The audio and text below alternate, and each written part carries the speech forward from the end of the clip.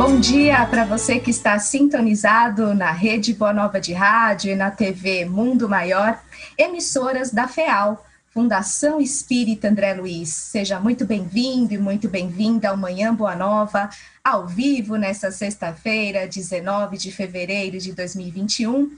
Eu, Vanessa Cavalcante, aqui na apresentação, vou desejando uma ótima sexta a todos da nossa técnica e da nossa produção, as nossas telefonistas também, redes sociais e todos que contribuem para que este programa vá ao ar de segunda a sexta-feira, ao vivo, às 8 horas da manhã.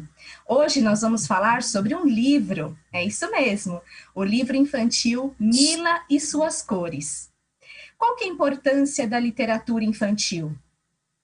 Também vamos falar dos benefícios da codificação espírita para os jovens e também para as crianças, e teremos a estreia da coluna Deixa Fluir, com a nossa amiga Débora Espadoto. O que você acha sobre esses temas? Participe conosco pelo telefone 0800 979 5011.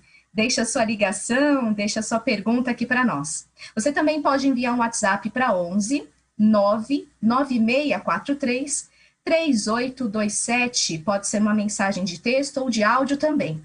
Nós estamos ao vivo lá no Facebook, a nossa página é facebook.com/TV Mundo Maior, para você curtir e compartilhar com seus amigos a nossa transmissão, e pode acessar o site tvmundomaior.com.br, clique em assista ao vivo e já acompanhe as transmissões no YouTube da Rádio Boa Nova e também no YouTube da TV Mundo Maior, para mandar sua pergunta aqui para a nossa coluna Atualidades e Espiritismo, com o nosso jornalista André Trigueiro, que já está por aqui. Bom dia, André, tudo bom? Vanessa, bom dia, amigos, tudo ótimo. Ótimo, André. Vamos começar aí falando, então, sobre os decretos do presidente Jair Bolsonaro, né? Eles flexibilizam a aquisição de armas de fogo no país, provocaram manifestações da sociedade civil e do Congresso Nacional. Agora, a prioridade seria a aquisição de vacina, nós pensamos assim, para o combate, né, ao novo coronavírus. Inclusive, alguns estados chegaram a suspender a vacinação por falta de vacinas. Qual que é a sua análise referente a essas situações, André? É um desastre a obsessão do presidente da República em facilitar o acesso a armas e munições no Brasil, atropelando a vigilância do Exército, é bom frisar, afastando o Exército da sua atribuição usual de fiscalizar a importação de armas, não permitindo a identificação dos cartuchos, ou seja, crimes cometidos com essas munições deixam de ter a possibilidade de você rastrear a origem, e permite que cada cidadão possa ter até 6 armas em casa. Vanessa, vamos combinar? Esses 4 decretos foram publicados na noite de sexta-feira, pré-carnaval, uma tentativa também aí de aproveitar o burburinho do carnaval, que acabou não acontecendo, mas é um período de recesso para muita gente. E as críticas feitas a essa decisão do presidente estão fundamentadas em inúmeros estudos que confirmam que a multiplicação indiscriminada de armamento e munição na sociedade, longe de gerar um ambiente de segurança pública, eleva a taxa de homicídio. Então, no ano passado, deu-se um salto no número de armas que a população teve acesso. O número de atiradores no Brasil aumentou exponencialmente, de uma forma absurda e sem precedente, pelas medidas anunciadas anteriormente pelo presidente da República. E veja, mesmo com o recesso imposto pela pandemia, a taxa de homicídios cresceu 5%. Então é um absurdo, é algo quase patológico. Esse presidente não fala de vacina, esse presidente boicota a vacina, e esse presidente quer empurrar armas de grosso calibre, inclusive, para a população. Nem a bancada evangélica que o apoia no Congresso valida essas medidas. E no Facebook, a Zelisa Nuso participando, e ela está concordando com isso, né? Ela diz: não precisamos de armas, precisamos de vacinas. Gratidão, Zeli, por participar aqui no Facebook conosco. Agora, o que leva aí um cantor conhecido a aceitar fazer um show numa escola pública, numa área dominada pelo tráfico, em pleno carnaval, e também um deputado a afrontar mais uma vez o bom senso e a lei, também a ordem, para atropelar os princípios da democracia. De que forma nós podemos analisar esses fatos pela ótica espírita, André? Um deputado federal e um cantor popular, estamos falando de Daniel Silveira, que hoje será julgado pelos pares no Congresso e teve a prisão decretada pelo Supremo Tribunal Federal por fazer uma postagem que eu tive o desprazer de compartilhar por ossos do ofício, 19 minutos de tortura para mim, assistindo um parlamentar eleito com 31 mil votos. É importante saber que ele não chegou no poder por acaso, numa função importante de poder, que é o parlamento, boicotando, sabotando a democracia, falando em favor do AI-5, sendo muito hostil, usando palavrões e sendo, eu diria, muito grosseiro. Eu estou tentando escolher palavras aqui para tentar explicar o inexplicável. Alguém que se beneficia da democracia para sabotá-la. E depois de preso, evoca o direito à liberdade de expressão, que foi a primeira baixa do AI-5 que ele defende em 68. Em 1968 ninguém tinha liberdade de expressão e agora ele defende para poder se safar da prisão. Bom, então um deputado federal, que é o Daniel Silveira, e um cantor popular, que é o Belo, que já cumpriu pena por associação com tráfico e se apresentou durante o carnaval, num evento promovido, essa é a suspeita da polícia, pelo tráfico, numa região que é a favela Parque União, no Complexo da Maré, dominada pelos traficantes que ocuparam uma escola pública para fazer um mega show com muita aglomeração e sem máscara. Quer dizer, do ponto de vista da doutrina espírita, penso eu, para encurtar aqui a história, porque é possível que muita gente não saiba, quando você falou um cantor e um deputado, a gente tem que contextualizar. Sim. Pessoas com projeção que influenciam muita gente e que provavelmente não se pautam por bons exemplos, não promovem a virtude, não emprestam dignidade às posições que ocupam. Talvez essa seja a leitura espírita, porque nós, à luz da doutrina, responderemos pelo que fizemos ou deixamos de fazer. E quando temos alguma projeção pública ou ocupamos algum cargo relevante que deveria ser em favor da sociedade e nos endividamos perante a lei com os equívocos e os descaminhos, teremos um destino turbulento. É o que eu teria a dizer sobre esses dois casos. Uma das pessoas, né, que mais teve sensibilidade de olhar para a cidade de um jeito diferente foi o padre Júlio Lancelotti. E na semana passada, ele viralizou nas redes sociais ao protagonizar uma cena em que tentava quebrar pedras instaladas pela prefeitura embaixo de um viaduto. É a arquitetura hostil. Como é que você analisou essa situação, André? E como as construções, elas afastam as pessoas de ambientes públicos? Bom, eu acho que a cidade mais rica do Brasil deveria ter uma política mais generosa e efetiva de acolhimento à população de rua e erradicação da miséria e da exclusão. São Paulo tem dinheiro para isso. São Paulo tem recursos para isso. Mas São Paulo não prioriza isso. Essa foi uma discussão colocada nas eleições municipais.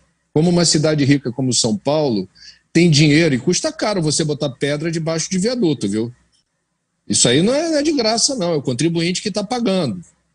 Então, eu entendo que mesmo, hipoteticamente, que a prefeitura demonstre que pessoas debaixo de viadutos não seria o melhor lugar, e não é mesmo, porque rua não é lugar para ninguém ficar. O certo, em vez de gastar dinheiro com pedra, penso eu, é de alguma maneira oferecer melhores condições de assistência, acolhimento. Assistência social significa um rastreamento do histórico dessas famílias ou dessas pessoas para verificar se é caso de dependência química, se é uma pessoa de São Paulo que veio de outro lugar não deu certo em São Paulo e ficou ali no meio do caminho. Não se vê isso acontecer. Então é muito triste, não apenas em São Paulo, eu estou falando mais de São Paulo, porque o exemplo que você citou, o Padre Júlio está há aproximadamente 3 décadas numa pastoral que prioriza a assistência à população de rua, já foi inclusive ameaçado várias vezes por isso, postou dia desses uma mensagem nas redes sociais dizendo assim, mais ou menos assim, as pessoas insistem em buscar Jesus nas igrejas, mas Jesus insiste em ser reconhecido debaixo dos viadutos.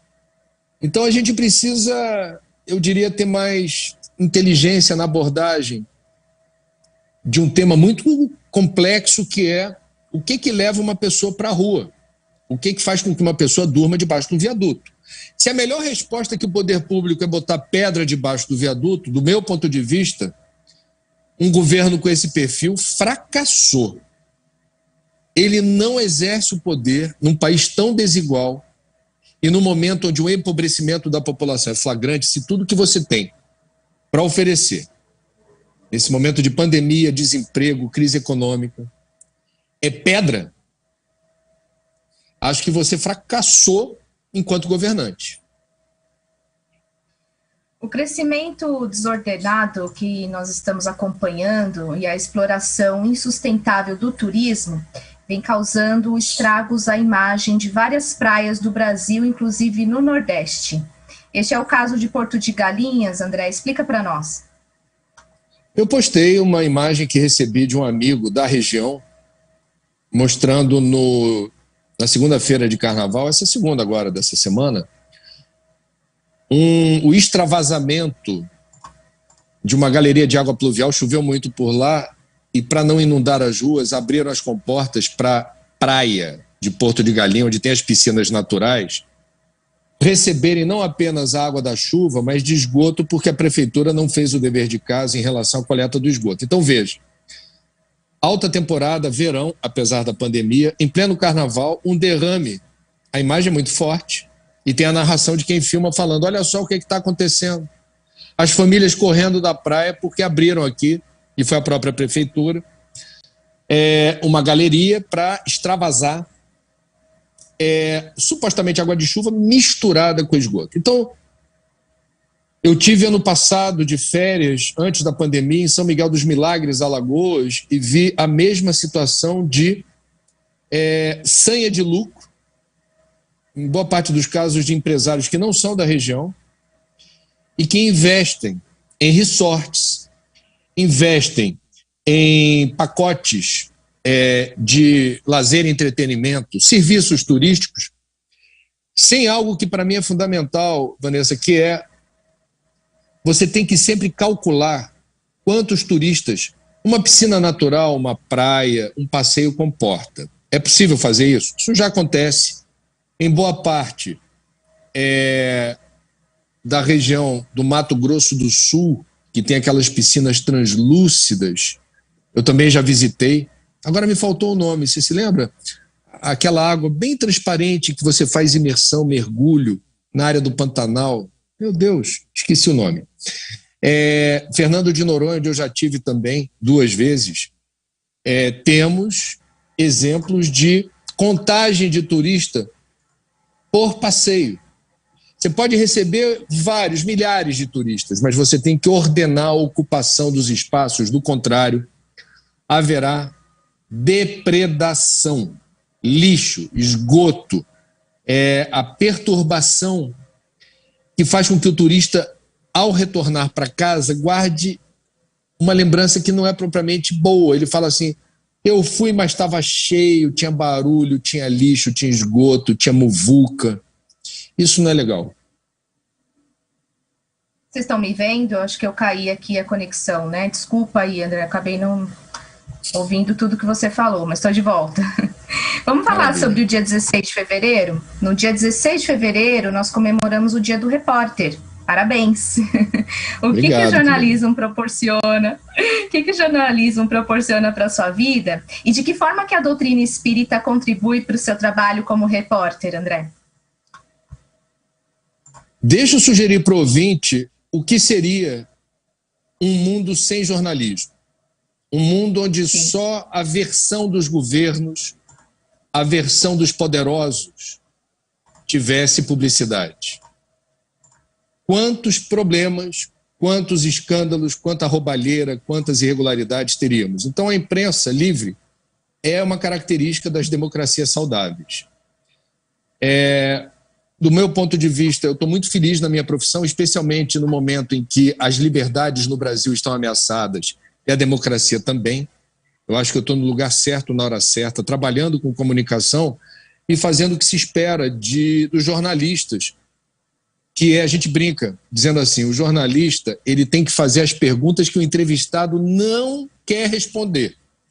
Então, Milor Fernandes, um grande frasista, jornalista, já falecido, do Rio de Janeiro, dizia que jornalismo é oposição, o resto é armazém de secos e molhados. Então, o jornalismo que não incomoda o poder político, o poder econômico, que não faz esse exercício cívico de vigilância, de apuração, de checagem. Ajoelhou, tem que rezar, prometeu, tem que cumprir. Anunciou, por que não fez? É para isso que a gente serve. Do ponto de vista do espiritismo, Viana de Carvalho, que é um dos espíritos que fazem parte, digamos, do grupo mais próximo de Divaldo na espiritualidade, foi jornalista.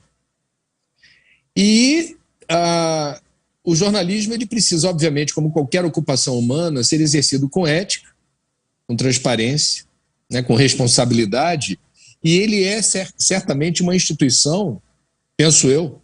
O Espiritismo ratifica a importância das instituições para a harmonia social. O Espiritismo não defende a anarquia. O Espiritismo defende sistemas políticos onde as instituições sejam fortes. Respondendo então a você, Vanessa, a imprensa é uma instituição. A imprensa é uma instituição. E ela existe exatamente como um espelho. A mídia, ela é um espelho da sociedade. E a gente tenta, de alguma forma, mostrar, para o bem ou para o mal, o que acontece. Pelo WhatsApp, a participação do Luiz Carlos, de Santo André. Ele fala de Santo André, aqui em São Paulo. Diz, bom dia, galera do bem. Se possível, o André comentar sobre este trecho. O grande médico Paracelso estava certo quando dizia que as doenças têm origem no reino da natureza, mas a cura provém... André.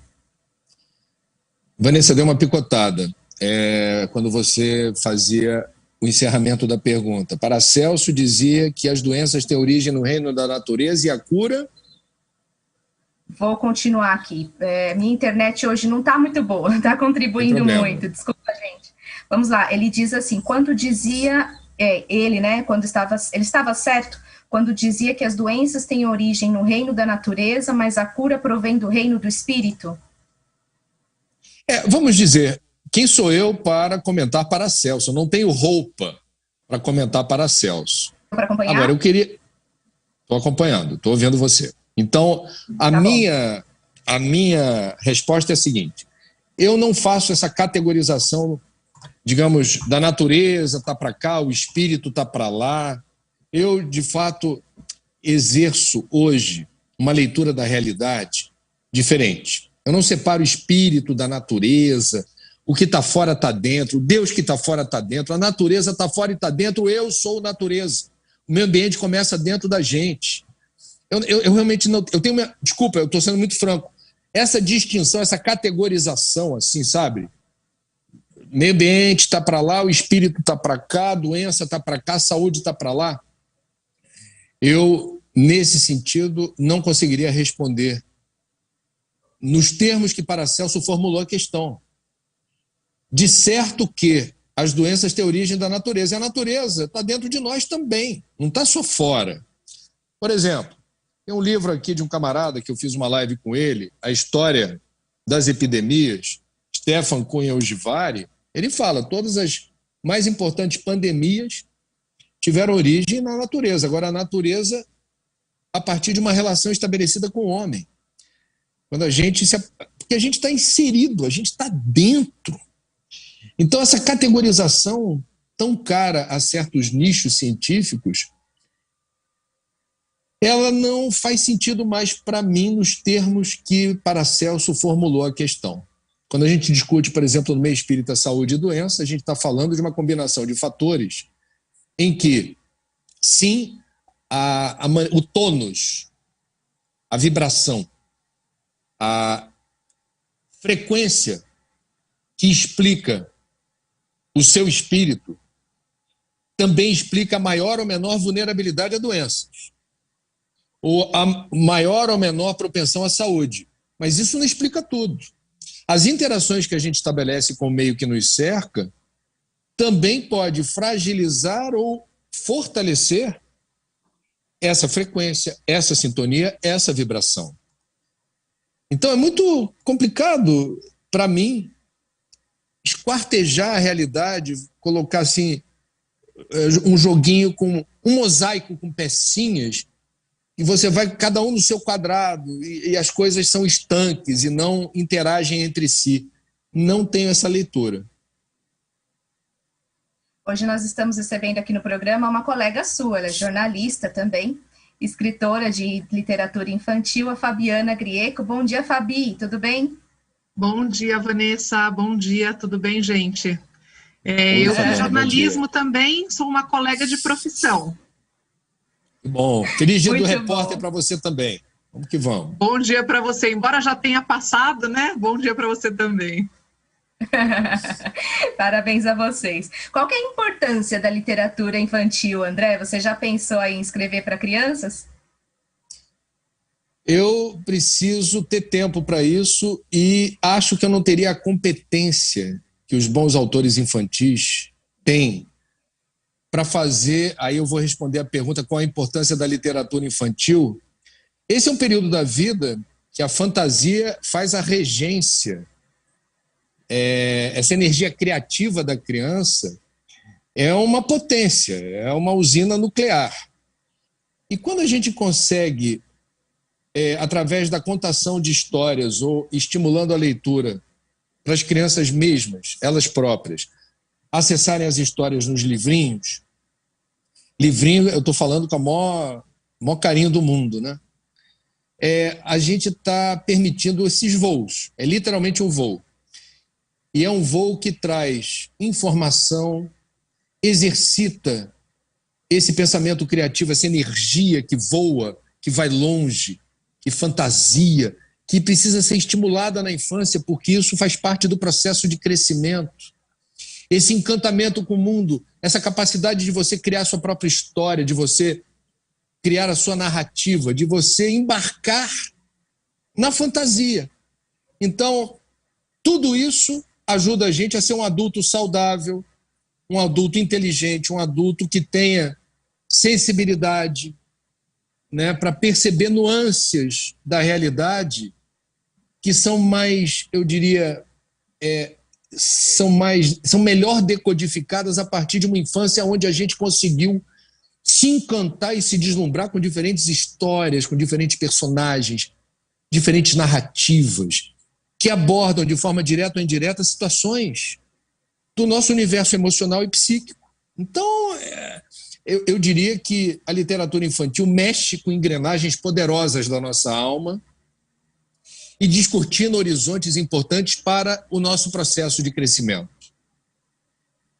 Mostra seu livro, Fabi. Nossa, eu achei maravilhoso o que o André falou. Vou mostrar o meu livro e depois, se eu puder complementar um pouco dessa questão sobre a importância da leitura, posso apresentar aqui, Vanessa? André, achei maravilhoso o que você falou, porque é isso, né? A importância da literatura, ela vai além da sala de aula. E quando a gente fala sobre a importância da formação leitora, as pessoas imaginam assim, é não levar a criança à biblioteca, é não oferecer livro. As pessoas imaginam que tem muito a ver com a literatura em si, como se fosse uma caixinha.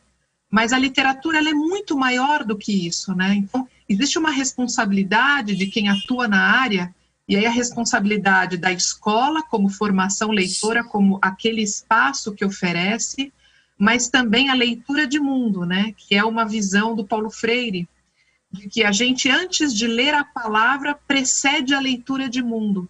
Então, a maneira como a gente vai entender o mundo, como a gente vai fazer a leitura das pessoas, da linguagem não verbal, muito antes da leitura da linguagem verbal, passa pela formação, daí a exposição à leitura, que pode ser formal, mas também o papel e a importância da família, né? E de outros elementos, às vezes não é o pai, não é a mãe, é um tio, é um vizinho, é alguém que possa fazer esse papel do mediador. E a mediação de leitura para a criança é muito importante. Então, ela pode, talvez, não ler a palavra, mas ela vai ler o contexto do livro. E aí, a minha atuação, né, a passagem do jornalismo, não sei nem se é uma passagem, mas acho que a abertura da porta para a literatura infantil aconteceu quando a minha filha nasceu no ano de 2018. Então, eu já tinha uma trajetória acadêmica, eu fiz jornalismo, eu fiz mestrado em comunicação e semiótica, eu fiz doutorado em ciências da comunicação aqui na USP, e aí, de repente, eu que sempre tive uma trajetória acadêmica, comecei a ler livros infantis para minha filha, ainda bebê, e aí a importância da mediação, né, eu sempre dei livros para ela, então, embora ela não fosse uma leitora, ela sempre foi uma folheadora de livros, então ela pegava o livro e começava a mexer, e ela conta a história dela. Hoje ela já tem 2 anos e meio, eu acho muito engraçado, eu faço a minha leitura e depois eu entrego o livro para ela. E ela cria a partir dali. Ela não fica limitada ao texto que aparece na história, ou a versão que eu contei. Existe, de fato, uma formação cognitiva, uma formação social, uma formação da linguagem, que também é muito visual, sobretudo nos dias de hoje, né, quando a gente fala de internet, de televisão. Então, o papel é esse primeiro contato que a criança tem o direito de se apropriar.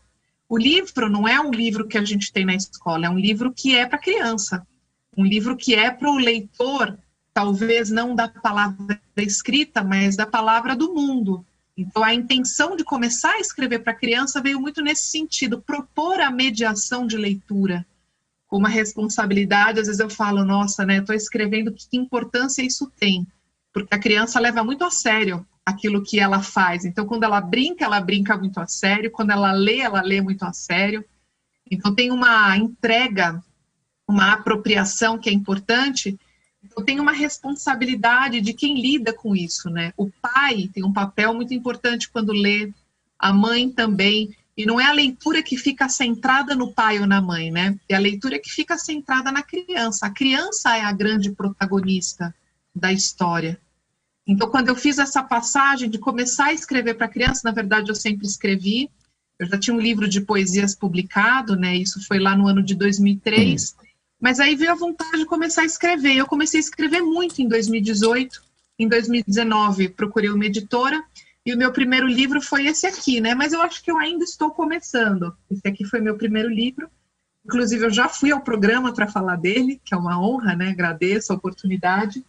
E agora falando sobre Milly e Suas Cores, que é o meu último lançamento, foi lançado agora no mês de janeiro, e ele tem um trabalho muito bonito, que depois eu vou contar para vocês como foi. Ótimo, Fabi, obrigada por estar aqui conosco, excelente. André, fala aí sobre a sua agenda para 2021, já tem algum evento marcado, um evento online já agendado? Olha, eu não vou participar de nenhum evento presencial até tomar vacina e até que a taxa de vacinação alcance o percentual adequado. E, infelizmente, nesse momento, não temos uma programação com credibilidade. O ministro da Saúde está com muita dificuldade em ser levado a sério. É difícil dizer isso. Houve uma reunião dele essa semana com governadores em que os números colossais de vacinação que ele disse que está providenciando não determinaram uma resposta tranquila dos governadores, porque a gestão da pandemia é absolutamente caótica por parte desse governo. Então, eu não tenho a menor noção de quando a minha rotina haverá de ser retomada. Em relação às palestras virtuais, eu procuro, de alguma maneira, dosar, porque todo dia eu estou fazendo a minha live 9 horas da manhã. E quando ocorre um convite, eu, de bom grado, vejo se há compatibilidade de agenda, e a gente, sim, tem feito, pelo menos uma vez por semana, fim de semana, alguma palestra quando uma instituição generosamente nos convida, eu procuro atender nas minhas possibilidades. Mas eu confesso a você que é difícil até para as instituições agendarem eventos, porque, dado que o Brasil não se planejou adequadamente, a partir da inoperância, da omissão e da irresponsabilidade do governo federal, não há uma programação, eu diria, muito clara sobre se eventos serão presenciais ou virtuais. Essa que é a verdade. Difícil. Fica difícil. Obrigada, André, por ter participado. Tudo de bom, gente. Bom programa. Você. Fica com Deus. Valeu. Obrigada. É isso, André Trigueiro está de volta na próxima sexta-feira aqui no Manhã Boa Nova, na coluna Atualidades e Espiritismo, e nós vamos falando sempre para você participar aqui conosco. A Maria Esther deixou pergunta. Maria Esther, obrigada, vamos trazer no próximo programa. Aqui no Facebook também tem algumas participações e nós vamos trazendo aí nas próximas sextas-feiras para o André responder. E nós temos uma novidade também para você que gosta de ler e estudar, é isso que a gente vai falar hoje aqui. Já começamos um pouquinho o programa falando sobre isso, e para você que gosta de estudar a doutrina espírita, tem um sucesso de lançamento, que é o livro Nem Céu, Nem Inferno, As Leis da Alma, segundo o Espiritismo. Este livro é de autoria do Paulo Henrique de Figueiredo, também Lucas Sampaio, e agora também está em formato digital, para leitura aí no seu smartphone, no seu tablet e também no Kindle. Fruto de pesquisas em documentos inéditos obtidos em Paris, revela investigações sobre a trama que resultou na adulteração das obras conclusivas da doutrina espírita, O Céu e o Inferno, e também na obra A Gênese. Adquira então o seu exemplar para você entender melhor sobre tudo isso. Pode acessar na Amazon para todo o Brasil e também para o exterior. E no Google Play Livros, você também encontra Nem Céu Nem Inferno em formato digital. Então, estude e adquira o seu também. Recebendo conosco o nosso querido presidente do Grupo Manuel Bento. Bom dia, Edson Figueiredo. Bom dia, Vanessa. Bom dia, Fabiana. Um prazer estar aqui com vocês para falar de um tema tão lindo como esse. Lindo demais, a Fabi já se apresentou e a gente começa a falar então do sol. Olha que bacana. O sol reinava e o céu era sempre azul. Todos viviam felizes. Até que um dia o céu se encheu de nuvens. Chateada com os dias cinzentos, Mila, uma menina esperta e que adora pintar, decide falar com as cores. Em sua aventura, ela encontra o vermelho, laranja, amarelo, rosa, violeta, branco e azul. Será que ela vai conseguir pintar o mundo com suas cores? Antes de nós sabermos a resposta, vamos entender da Fabi. Fabi já começou aí o programa falando, mas fala mais um pouquinho para quem entrou agora. Como é que surgiu a vontade de escrever a história da Mila e das suas cores? Nossa, Vanessa, que lindo te ouvir. Fiquei, assim, encantada. Eu adoro quando eu escuto outras pessoas lendo aquilo que eu escrevo. Maravilhoso. Obrigada, Fabi. Tem uma intenção, assim, sempre quando eu escrevo, e eu costumo escrever como hábito, né, ainda que não seja publicado, mas tem essa coisa do bloquinho de anotação e também no celular, que é falar sobre sentimentos, né, coisas do cotidiano, que naturalmente acabam surgindo. Então, a história que eu escuto, uma coisa que eu vejo no jornal, uma amiga me conta. Então, essa característica de ter uma escuta ativa é uma coisa que eu carrego desde sempre. Assim, eu gosto de ouvir histórias, né? Eu sou uma boa ouvinte. E me interessa muito a história do outro, o que o outro está passando, o que ele pode me contar, de que maneira eu aprendo com a experiência dele. Então, sempre tive esse olhar e essa escuta da percepção do outro. E quando eu comecei a escrever história infantil, eu passei a traduzir muito desses sentimentos para o universo que era da minha filha. Quando ela nasceu em 2018, foi uma mudança paradigmática, né? eu pensava assim, tem muitas boas histórias, eu acho que a gente tem muitos bons autores no Brasil, fora também, mas aqui a gente tem uma produção nacional muito forte, então uma Ana Maria Machado, uma Ruth Rocha, uma Ângela Lago, então tem bons autores e autoras para serem lidos, mas eu queria muito contar a minha versão dos fatos.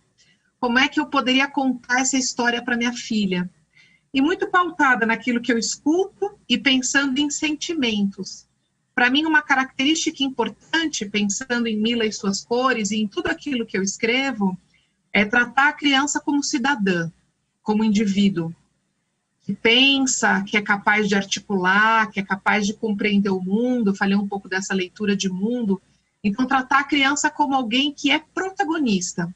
E pensando nisso, nesses meus escritos, eu escrevo alguma coisa e eu geralmente leio, né, em voz alta para mim, não, essa ideia é boa, essa ideia não é boa. E eu brinco que a boa ideia é persistente. Então eu não tenho essa coisa do, né, que eu brinco quando eu dava aula de publicidade, que eu falava assim, o publicitário se acha genial, né? Todas as ideias que ele teve, ele acha que é muito boa. Não, não é boa. A gente escreve muito e a gente corta muito o que escreve. Ou a gente tem muito rascunho, né? Escreve muita coisa, mas nem tudo a gente pega. Algumas coisas são elucubrações, outras são só ideias que vieram, mas não tem corpo. Então, a minha escrita ela é muito pautada nessa persistência. Eu tenho uma ideia e aquela ideia persiste, então eu durmo com ela, eu acordo com ela me vem em outro momento, a história começa a ganhar vulto, então me vem personagens, me vem a narrativa, e aí contando um pouco o processo da Mila, né, nessa persistência. Eu tive uma conversa com uma amiga chamada Mila, no lançamento online que aconteceu no dia 15 de janeiro, a Vanessa participou, né, agradeço a participação. Ótimo. E conheceu essa minha amiga, que é a Mila, Maria Emília.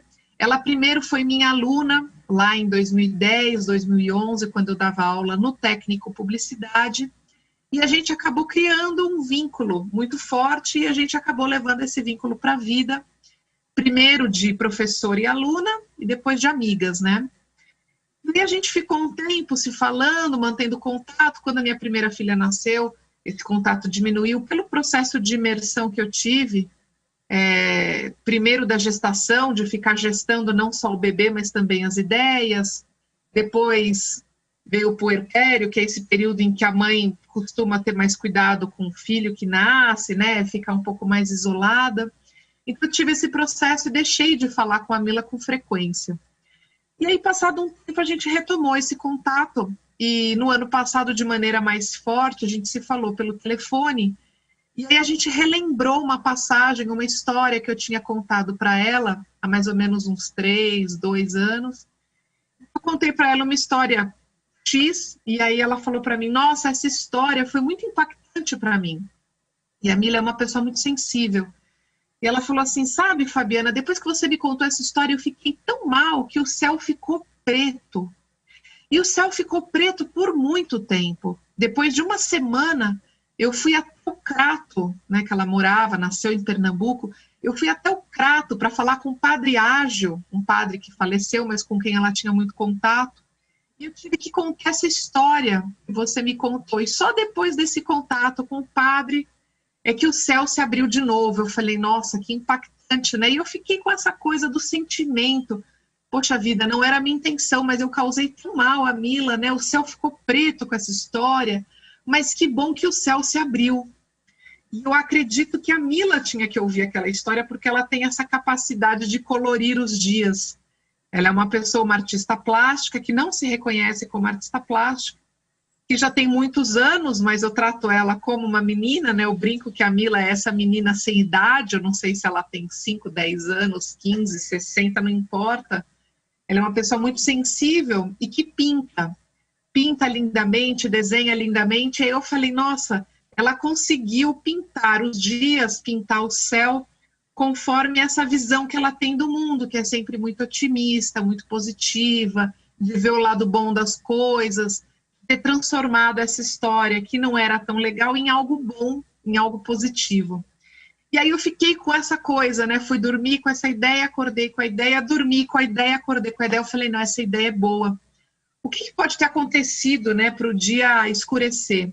E aí me veio essa ideia dos elementos, né? O sol, as nuvens, a cor amarela, a cor azul.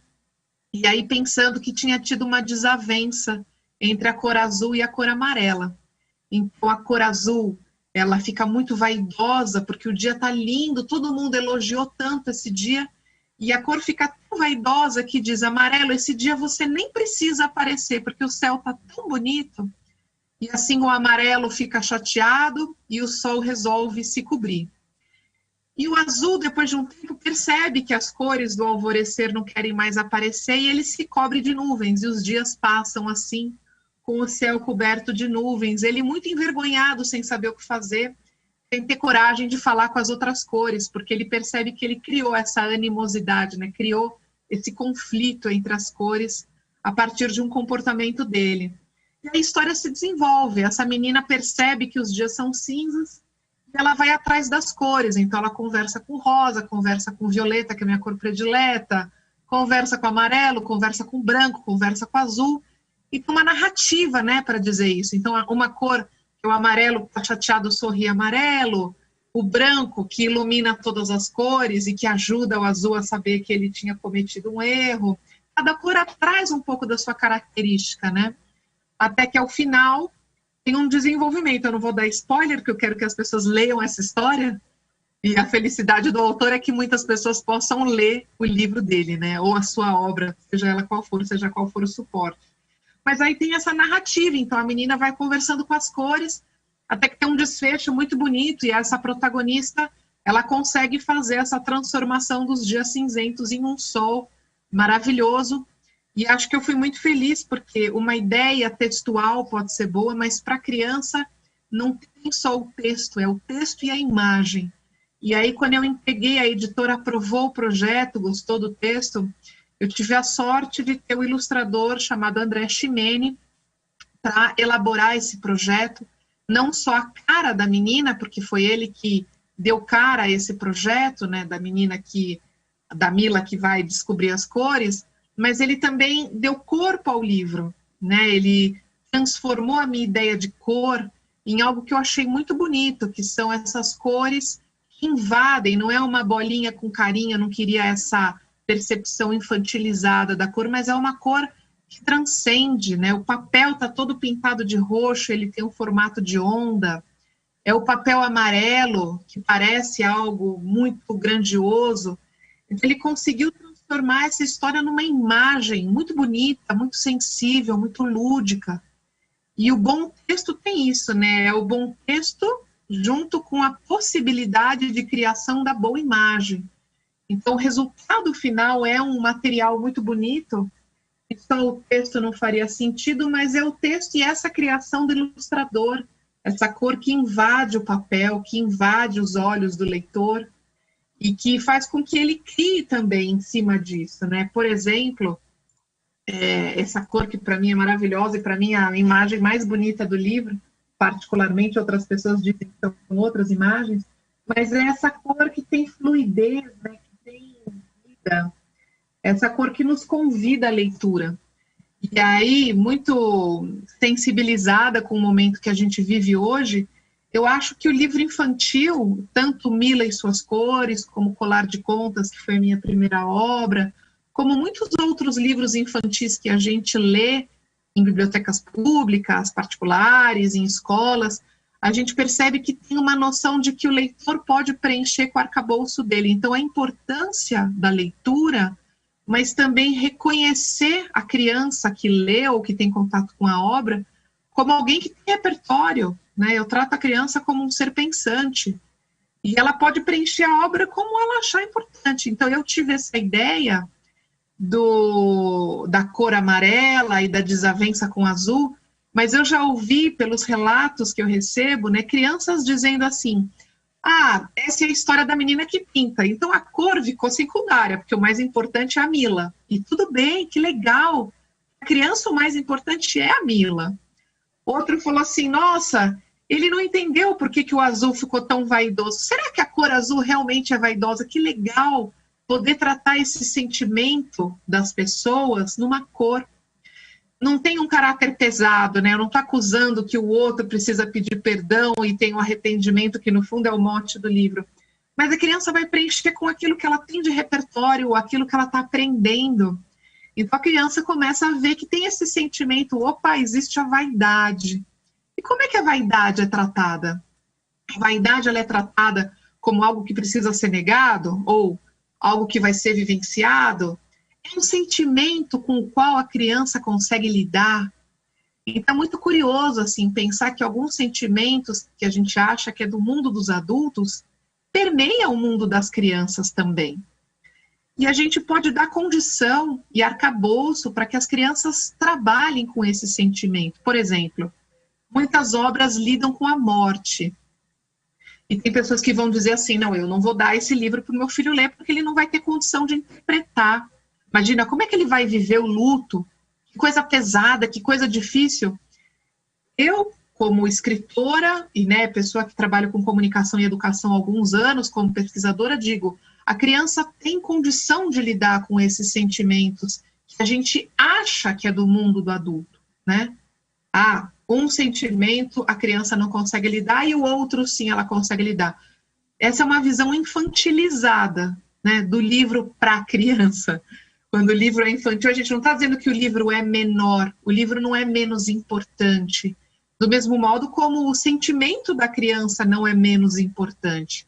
A criança tem um arcabouço que é dela e é uma oportunidade de dialogar sobre aquele sentimento. Saber o que para ela aquilo significa, como ela constrói o luto. Já perdeu alguém, já vivenciou, não vivenciou, o que seria isso? Né? De repente não ter mais essa pessoa.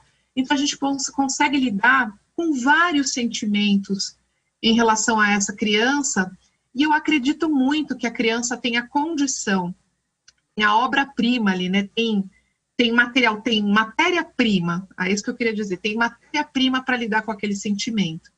Então quando a gente vê uma história frágil, a menininha que foi lá e ela ganhou um cachorrinho, que legal, nada contra, eu acho que tem literatura para todo mundo, mas não é uma literatura que vai na sua potência, né? A criança tem condição de lidar com mais do que aquilo.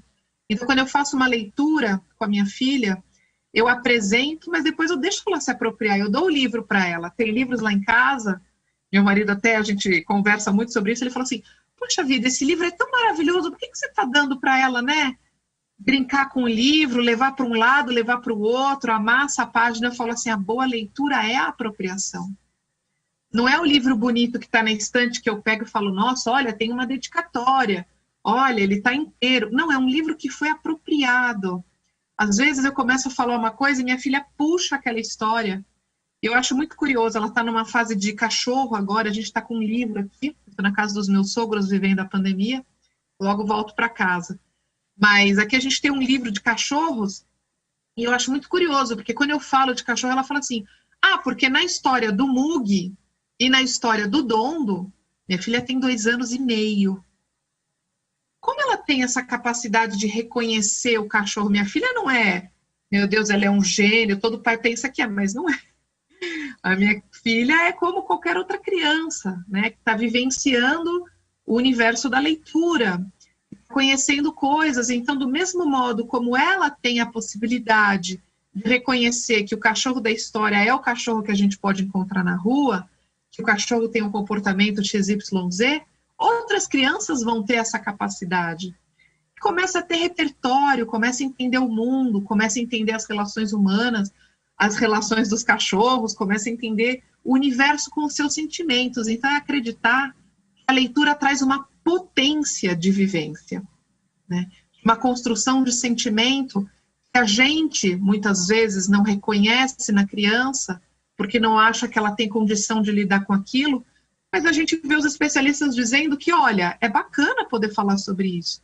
Faça essa mediação, ofereça o livro para a criança, deixa ela se apropriar dessa leitura, não especificamente do meu livro, mas de vários livros.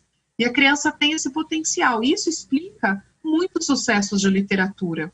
Por exemplo, historicamente no Brasil, se a gente for ver, a gente tem uma era pré-Monteiro Lobato, que nasceu ali no final do século XIX, e a gente tem o pós-Monteiro Lobato. E a gente vem com o nosso olhar atual, que debate uma série de questões muito importantes para o contemporâneo e faz esse julgamento da obra do passado. Então vão lá mexer em Monteiro Lobato e dizem, nossa, Monteiro Lobato era racista. Monteiro Lobato criou a Emília, que é o seu alter ego. E que coisa perigosa. Cada coisa em seu momento, né? A gente não pode ter esse julgamento da obra. Vamos lá. Fabi. Parei, depois eu volto nessa questão, Vanessa. Fabi, a gente tem que dar um tempinho para o Edson falar também. E aí, Edson, qual que é a importância da literatura infantil? Olha, ouvindo a Fabiana falar, pode chamar de Fabi, né? Claro. Ouvindo a Fabi falar, eu fico aqui remontando a uma série de coisas, eu fico lembrando dos meus filhos, né? Inclusive das capacidades diferentes de cada um de interpretação, que faz com que a gente tenha até trazendo a doutrina para essa questão, que a gente percebe que o espírito ele já tem as suas histórias, já traz consigo, né, uma série de histórias, de conhecimentos, de habilidades, até de caráter, uma série de coisas que você percebe que eles demonstram a partir de uma leitura, inclusive. Então, lembrando aqui, você pega o mesmo livro, você dá para um filho ler, depois você dá para o outro, mesmo que eles tenham uma idade um pouco diferente, mais próximas, a interpretações que eles trazem, a forma como eles se posicionam em relação àquilo que eles captaram do livro é muito interessante. E você vai percebendo ali essas diferenças que existem, né, entre essas questões. E não há dúvida nenhuma que o tipo de leitura que você vai trazer para os seus filhos também vão construir o ser humano futuro. Que a gente não pode esquecer que eles trazem consigo já essa base, vamos dizer. E a partir do momento em que eles estão convivendo com os pais ali, né, e aprendendo junto com os pais, nessa fase maravilhosa que é a fase da infância, né, eles vão construir. Então, se você, por exemplo, imagine você que você está vivendo num ambiente ou num lar que seja tremendamente negativo nos aspectos do que os pais pensam da vida, de que forma que eles levam as coisas para os filhos, aquilo que eles incentivam os filhos a lerem ou a verem, né? Esse tipo de situação vai construir o ser humano de amanhã, né? Do futuro. Então, você pode, por exemplo, ter uma criança que, incentivada de forma positiva, ela seja tremendamente positiva no olhar das coisas, né? Na interpretação dos fatos. Porque isso é de extrema importância. O olhar que você tem sobre as coisas é que te faz ser uma pessoa equilibrada ou não, uma pessoa feliz ou não, né? Dependendo, por exemplo, você sai aqui fora agora, né? Pegando aí o que a Fabi falou da questão do céu, né? O céu pode estar nublado. Ora, dependendo da forma como eu fui trabalhado na minha infância, da forma como eu enxergo as coisas, eu posso ficar triste. Ou não. É o céu que vai interferir na minha postura, na minha forma de enxergar o mundo, ou na forma de eu ver as oportunidades que eu tenho para fazer as coisas. Eu posso me fechar, por exemplo, ficar triste, porque o céu está escuro. Né? Pegando até o exemplo do livro, né? Ou eu posso, como a Mila, sair, né, buscando as cores para tentar, né, de alguma forma, iluminar, tentar, de alguma forma, mudar o ambiente à minha volta. Isso tudo tem a ver com essas questões de como você incentiva a criança na infância. Tá? Com certeza. Nós vamos falar sobre isso, queremos que todos participem aqui conosco. Manhã Boa Nova vai para o intervalo e nós voltamos daqui a pouquinho. Fique por aí.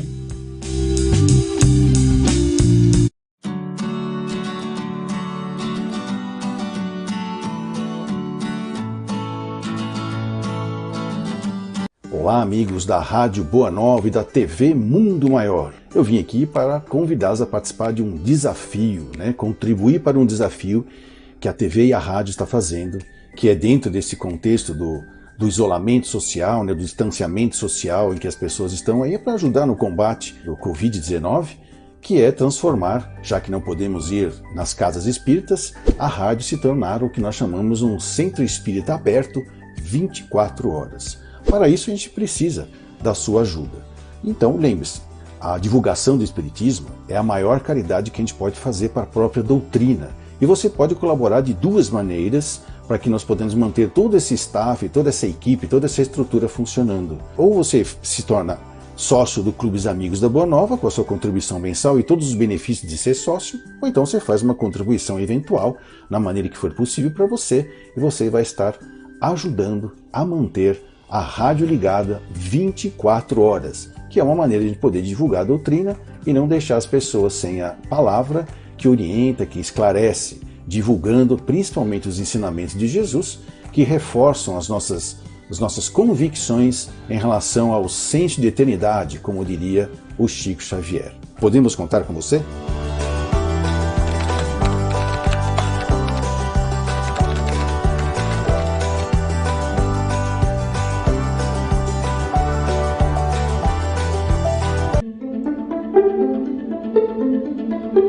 No final do século XVIII, uma descoberta espetacular provocou verdadeira revolução na medicina: o magnetismo animal, feita pelo médico alemão Franz Anton Mesmer. No entanto, essa nova ciência, benéfica para toda a humanidade, abalava as estruturas de um meio científico voltado aos próprios interesses. Mesmer foi claramente vitimado por uma deliberada conspiração do silêncio. O livro Mesmer, A Ciência Negada do Magnetismo Animal, contém a biografia e íntegra de 3 livros do mais importante reformador da medicina. Sua descoberta foi estudada por Allan Kardec durante 35 anos, influenciando o espiritismo sob o aspecto científico. Adquira o livro Mesmer, A Ciência Negada do Magnetismo Animal, do comunicador Paulo Henrique de Figueiredo, em mundomaior.com.br ou pelo telefone operadora 11 4966 5775.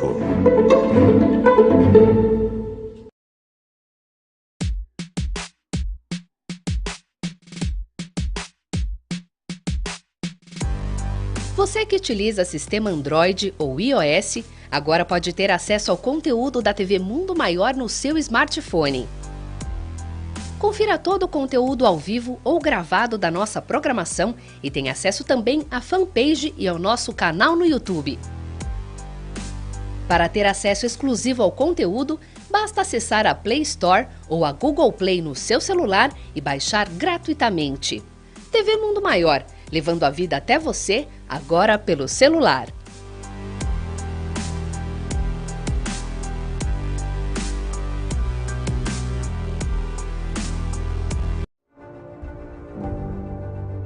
Chegou a hora de recuperar no Espiritismo as ideias libertadoras, humanistas e de progresso social, livres de dogmas. Conheça mais uma etapa do resgate histórico e moral do Espiritismo original no livro Nem Céu, Nem Inferno, As Leis da Alma segundo o Espiritismo, de Paulo Henrique de Figueiredo e Lucas Sampaio.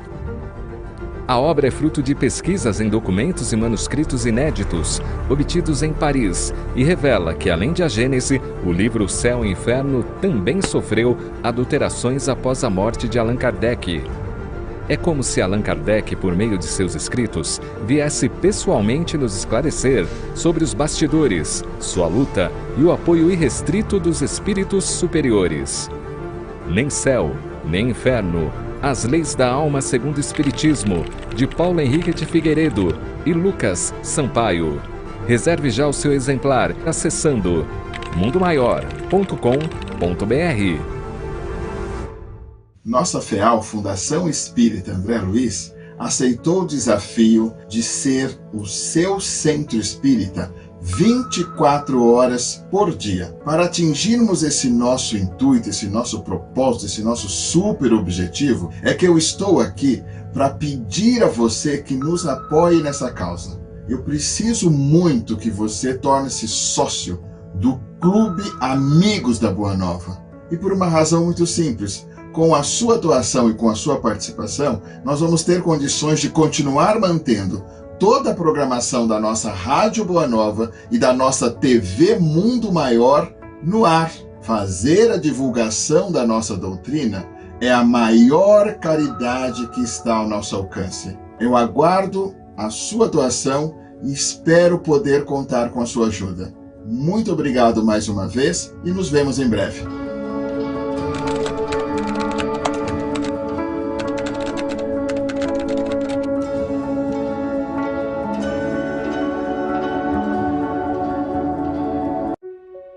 Em 1868, Kardec lança a Gênese, seu último livro.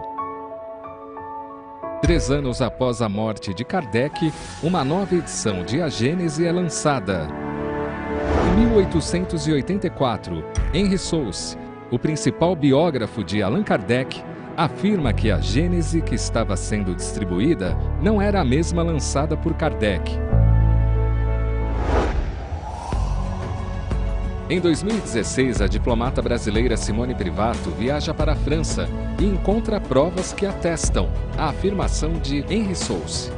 Em 26 de maio de 2018, a FEAL, Fundação Espírita André Luiz, lança A Gênese, editada a partir do livro original de Allan Kardec. Adquira já o seu exemplar no site mundomaior.com.br ou no telefone 0 operadora 11 4966 5775. Entregamos para todo o Brasil. Sócios do Clube Amigos da Boa Nova possuem desconto exclusivo.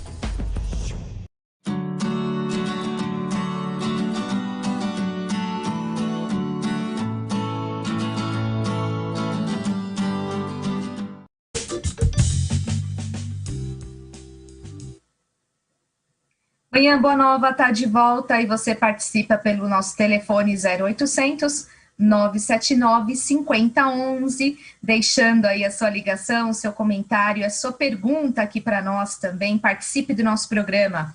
Vamos trazer as notícias do dia? Brasil ultrapassa a marca de 10 milhões de casos registrados de Covid.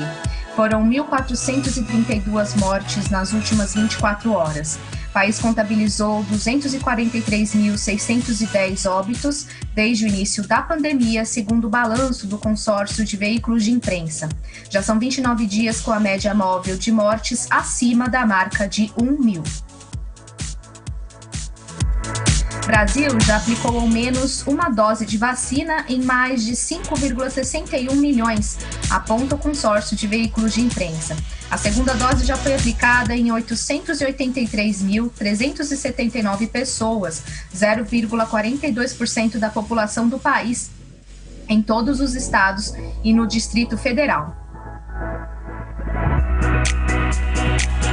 Rio de Janeiro começa a distribuir nova remessa de vacinas para municípios nesta sexta, diz secretaria.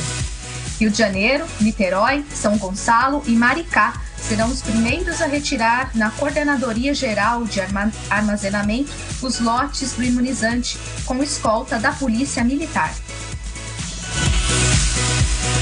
O governo do Rio de Janeiro confirma a transmissão local de variantes brasileiras e britânica do coronavírus. Autoridades identificaram que 4 pacientes sem registro de viagens foram infectados com as novas cepas.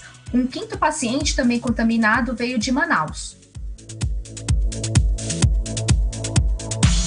Promotorias do meio ambiente e da habitação tentam impedir desde 2017 a construção de 5 torres em área de Mata Atlântica em São Paulo. 2 ações estão na segunda instância. O projeto prevê habitações de interesse social com 25 andares em área de rios e nascentes na região da Avenida Professor Francisco Morato, zona oeste da capital.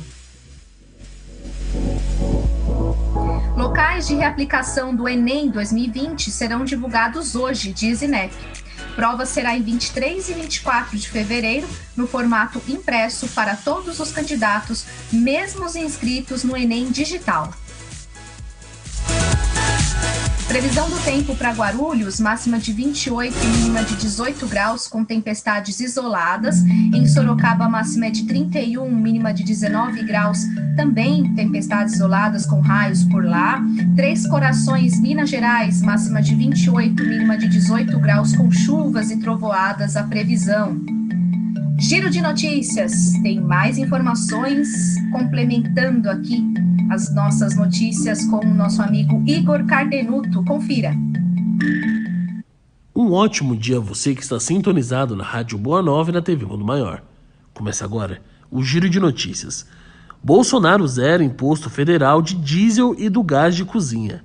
Após novo reajuste da Petrobras, o presidente Jair Bolsonaro anunciou nesta quinta-feira, dia 18, que a partir do dia 1º de março não haverá qualquer imposto federal incidindo sobre o preço do óleo diesel. Bolsonaro considerou o reajuste anunciado hoje pela Petrobras como fora da curva e excessivo. Ele reforçou que não pode interferir na estatal, mas ressaltou que vai haver consequências. Líderes fecham acordo para votar medidas fiscais e destravar o auxílio.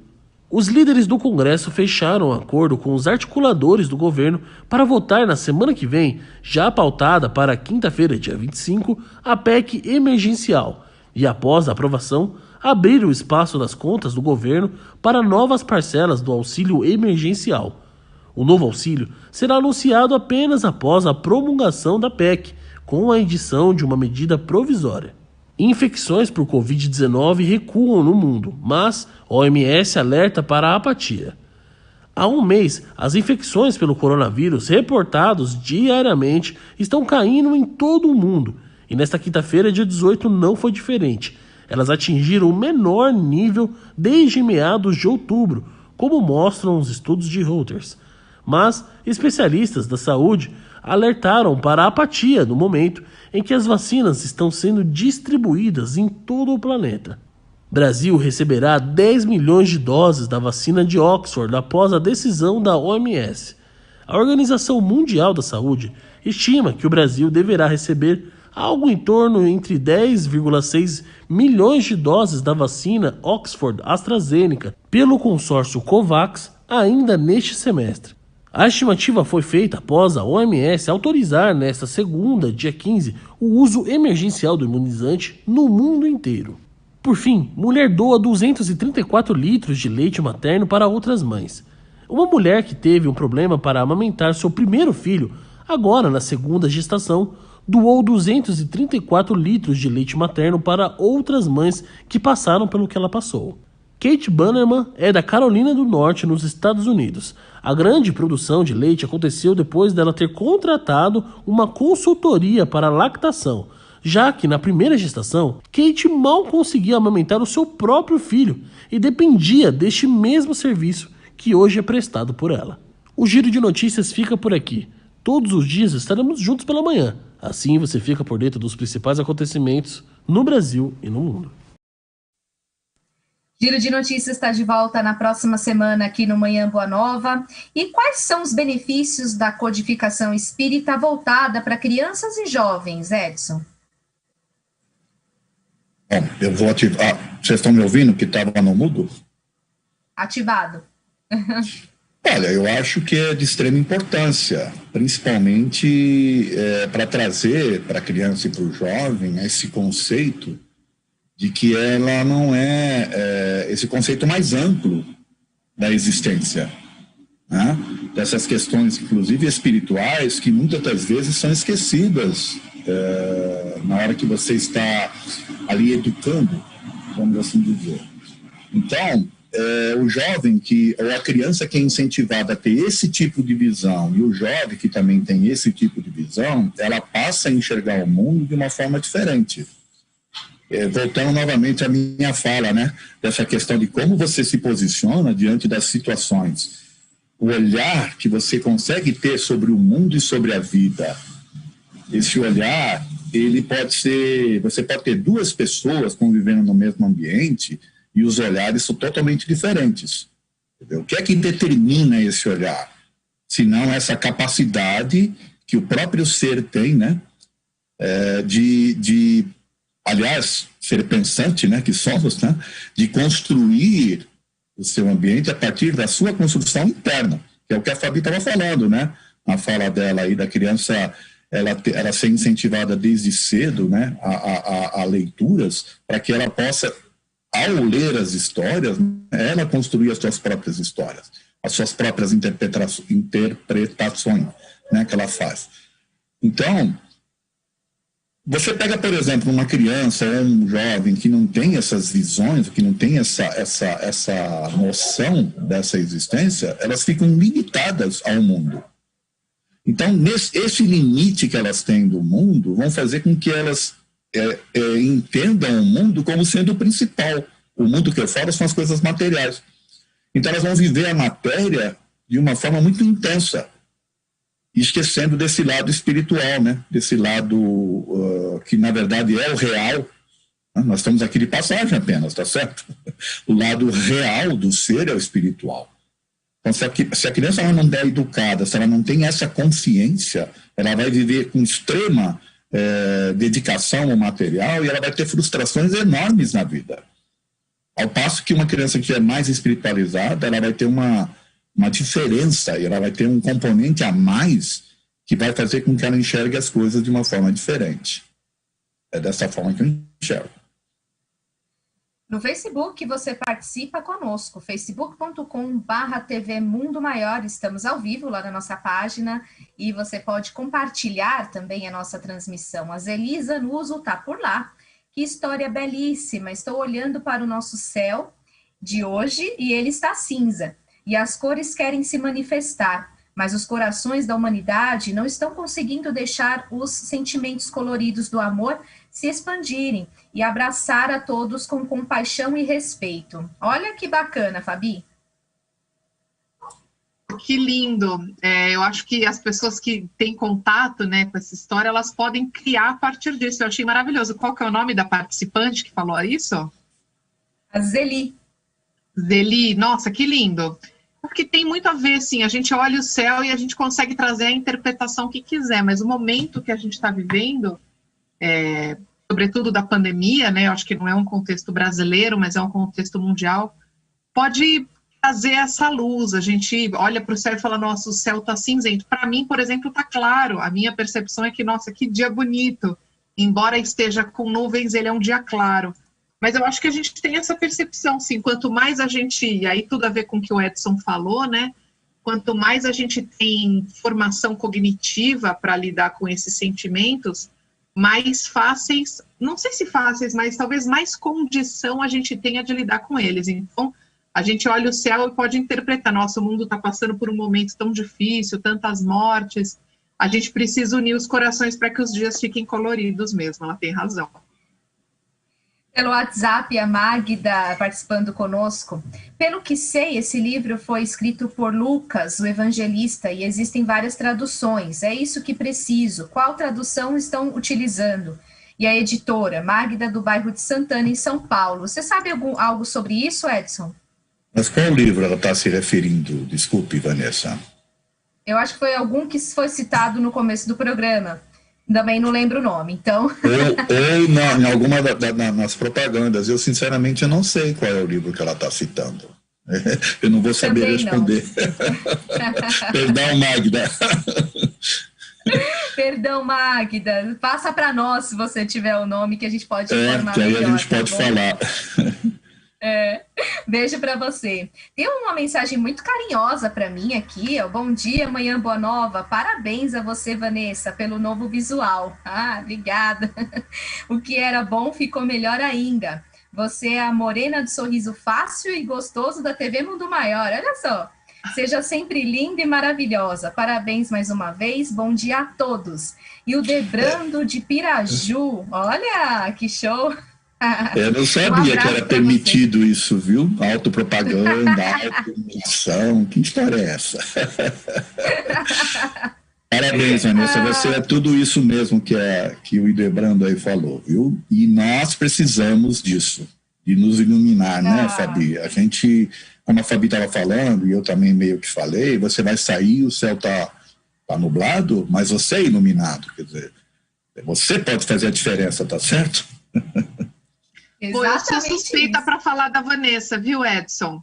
Porque além da amizade, agora ela é minha consultora de beleza. Depois a gente conversa sobre isso, mas ela tem me ajudado a ficar iluminada como ela é. Que beleza. Eu sou consultora do Edson também, viu? Meus clientes. Da minha esposa. Eu não sou um metrosexual. Muito bom. A Márcia Gilardino no Facebook, bom dia, queridos. Ler para crianças é importante demais para a sua formação. Uma das mais gostosas lembranças que tenho com meus filhos é quando estávamos lendo e viajando juntos naquelas lindas histórias. Hoje lembramos com carinho. Olha a Márcia dizendo aqui, Edson. Coisa linda, né? E sabe que eu estava também lembrando, enquanto a Fabi estava falando, que eu achei lindo a Fabi falar, o entusiasmo que ela tem, inclusive, é contagiante, né? E eu estava lembrando dos meus filhos. Você sabe que foi uma coisa tão interessante que a gente foi... Aquilo que eu estava falando, essa visão que você tem de um ser integral, né? De que ele é um ser espiritual e que tem as suas diferenças e tal, é de extrema importância para os pais.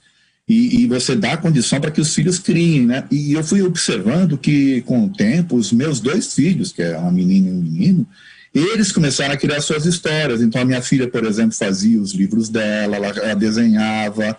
Olha, eu não tenho a mínima condição de desenhar, eu sou zero à esquerda, e os meus 2 filhos adquiriram isso, eu não sei de onde veio, mas eles desenhavam, eles criavam seus próprios livros. Olha que coisa linda, né? E hoje são equilibradíssimos, graças a Deus. Graças a Deus. Muito bom. Conta mais um pouquinho para nós, Fabi, sobre o processo de criação dos seus 2 livros. Para quem não conhece, pode contar mais um pouquinho.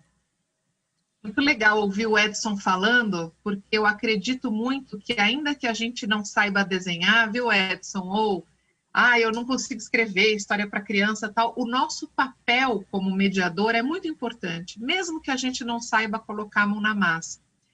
E sob essa perspectiva, eu tive uma madrinha maravilhosa que faleceu há alguns anos, a Maria Tereza, ainda quero escrever um livro em homenagem a ela.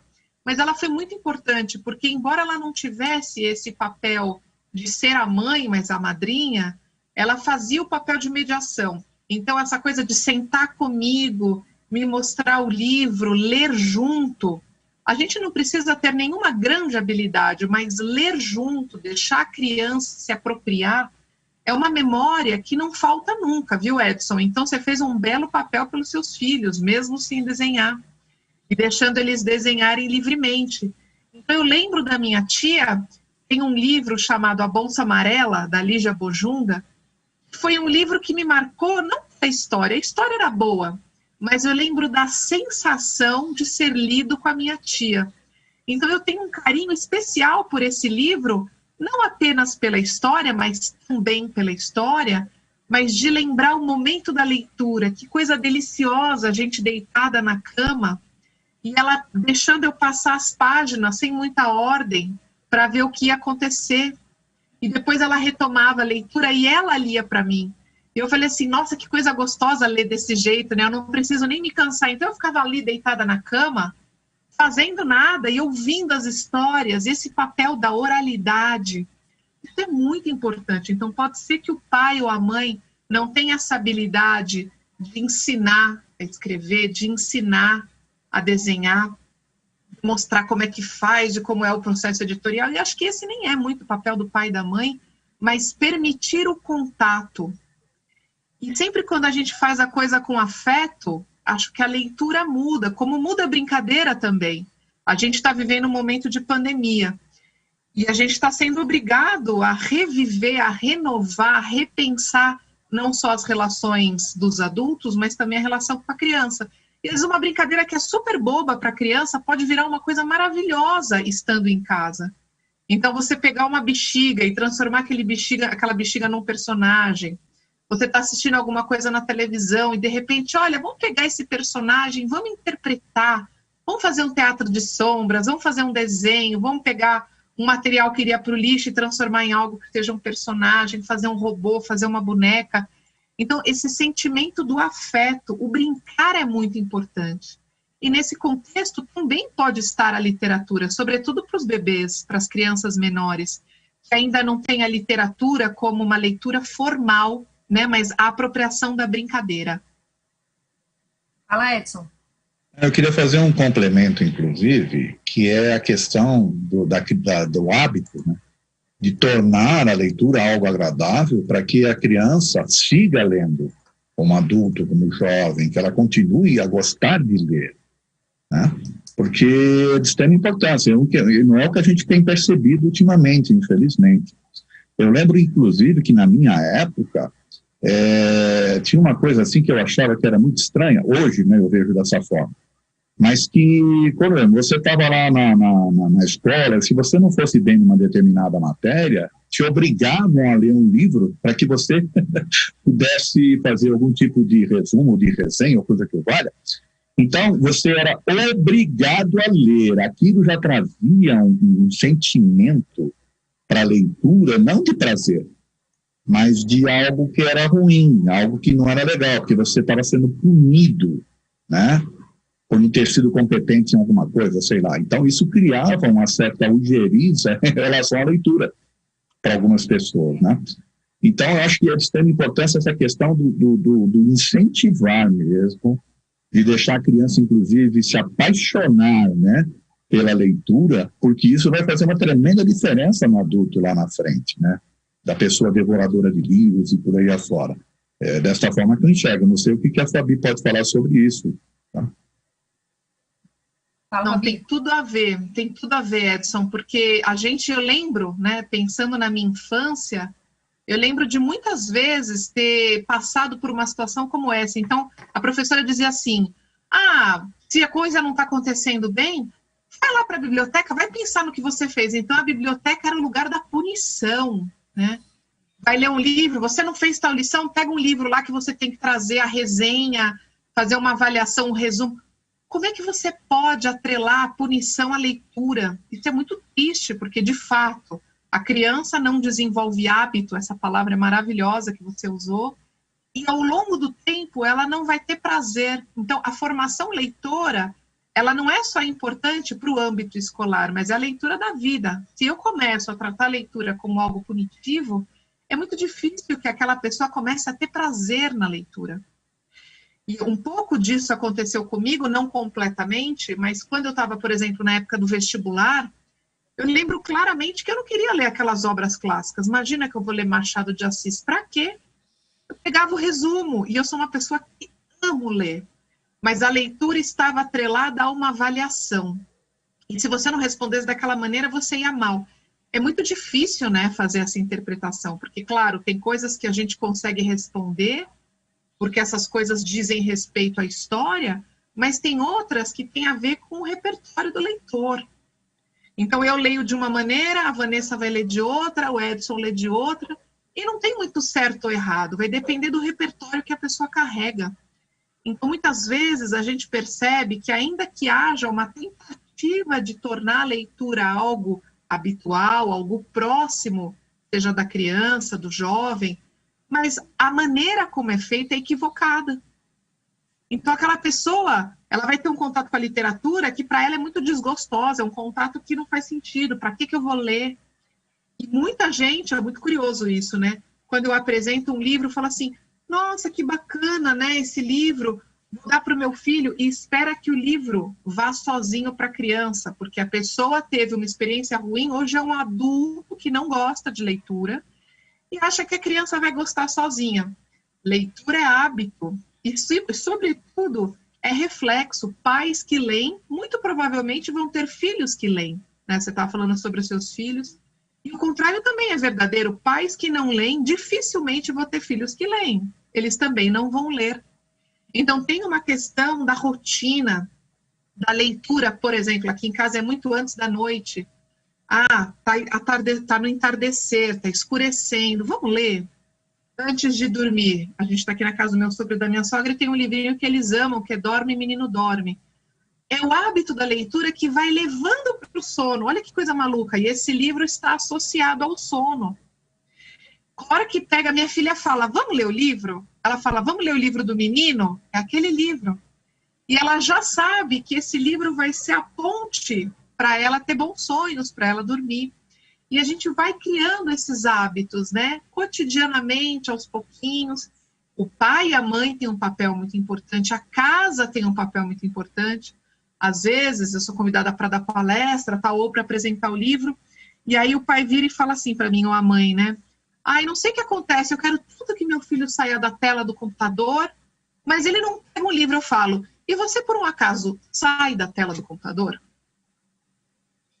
O pai fica o dia inteiro no celular. Ai, meu filho só quer o celular. Eu compro o livro, ele não lê. O filho é reflexo. Se você não tem o hábito da leitura, muito possivelmente o seu filho não vai ter o hábito da leitura. Porque tem esse entendimento, né, do prazer, da diversão, de enxergar no livro uma companhia, né, um processo de mergulho, de viagem. A gente consegue viajar numa história. Tem histórias que a gente lê num momento, tem uma interpretação, lê em outro momento da vida, é uma outra história. A gente vai viajar de outra maneira e a gente precisa ter uma coisa importante, eu acho que foi o André que falou isso no início, né? Por que ele não escreve literatura infantil? Tem que ter tempo para escrever, mas também para ler. A gente não lê um livro de criança em 2 minutos. Ah, passei todas as páginas, li, cumpri meu papel. Não. É uma leitura que exige afinco, dedicação. Eu pego o livro, eu vou degustar esse livro, né? Vou ter uma sensação sensitiva, de mergulho, vou deixar esse livro falar, às vezes de paladar, às vezes de olfato, de visão, de tato. O livro proporciona isso, várias sensações. E a gente tem que ter tempo de fruição. Fala, Edson. Fabi, você estava falando uma coisa interessante e eu venho reparando isso, tá? A questão da leitura e da interpretação. Se a pessoa não cria o hábito de ler e de interpretar de fato, tem pessoas que leem textos, elas entendem totalmente diferente daquilo que o autor do texto fez, ou de alguma forma ele colocou. Eu vou dar um exemplo simples aqui, tá? Que aconteceu recentemente, inclusive. Eu, de vez em quando, auxilio um grupo de estudos espíritas lá do interior de Minas. De vez em quando eles me mandam mensagens, pedindo para me fazer a minha interpretação sobre determinados trechos e tal.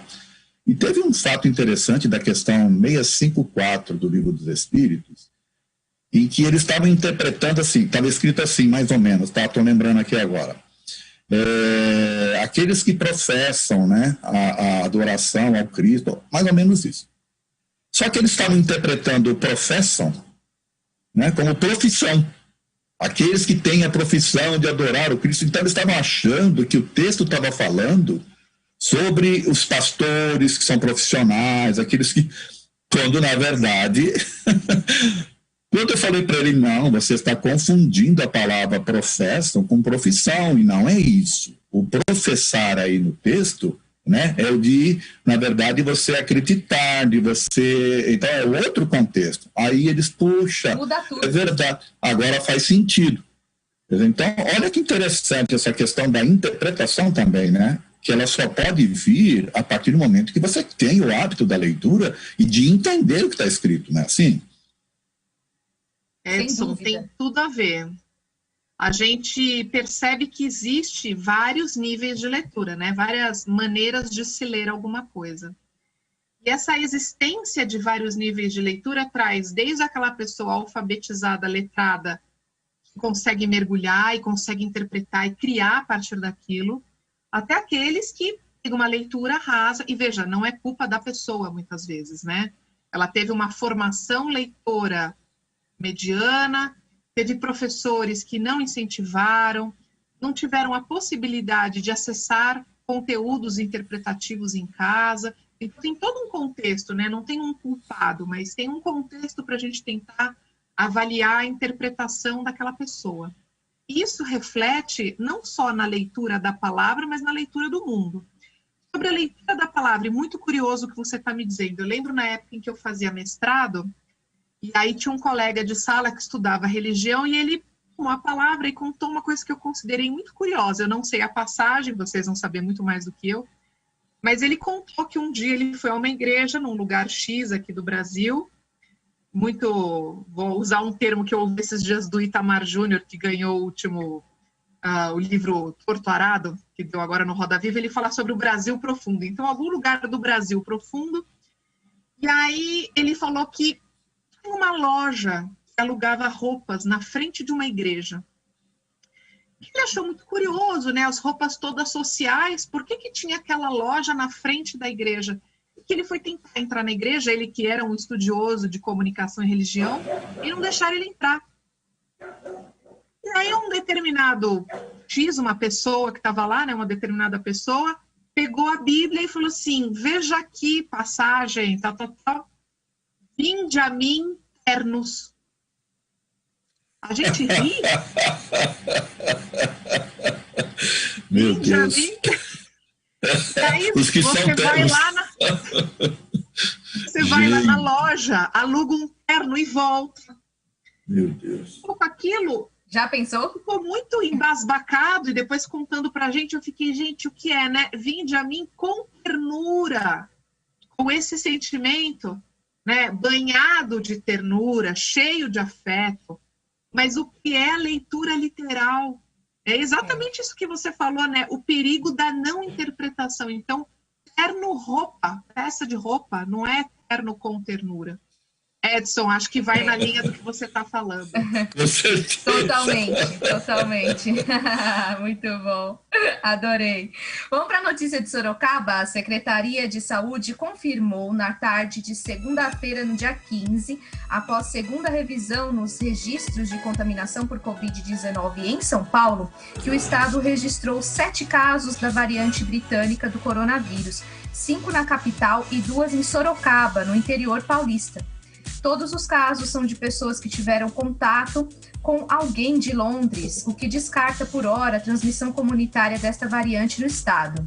Embora o balanço só tenha sido divulgado agora, os 7 casos são antigos, segundo a secretaria. Até então, só 2 deles haviam sido divulgados em janeiro. A Prefeitura de Sorocaba informou por meio de nota que até o momento não teve a confirmação oficial pela Secretaria Estadual da Saúde sobre os 2 casos da variante britânica da Covid-19. Nos casos da variante brasileira, foi verificada a transmissão comunitária, já que 16 dos 25 pacientes não viajaram ao Amazonas ou tiveram contato com pessoas do estado. E o encontro com a cultura espírita deste mês de fevereiro é com Adeilson Salles. Ele é escritor, palestrante, também comunicador aqui da Rádio Boa Nova e da TV Mundo Maior, e vai abordar o tema Pais e Filhos frente aos novos desafios.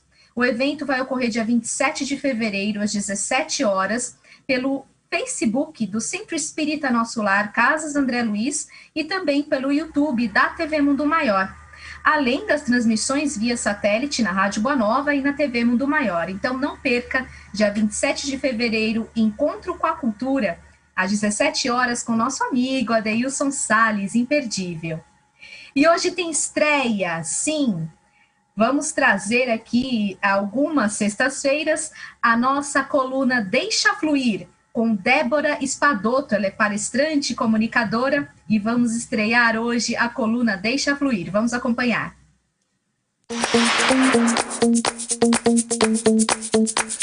Deixa Fluir, com Débora Espadoto.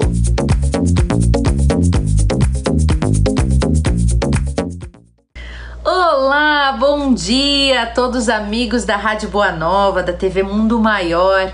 Eu sou a Débora Espadoto e estou muito feliz de, a partir de hoje, fazer parte dessa equipe maravilhosa de comunicadores desta rádio maravilhosa.